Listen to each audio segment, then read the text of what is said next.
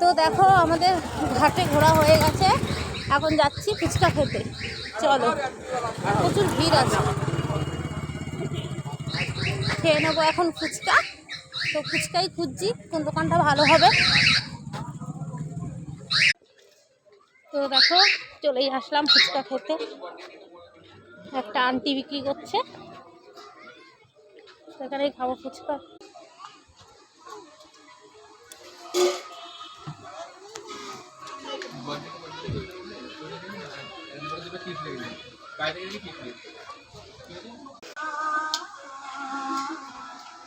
ফুচকা খাওয়ার জন্য সব লাইন দিয়েছে।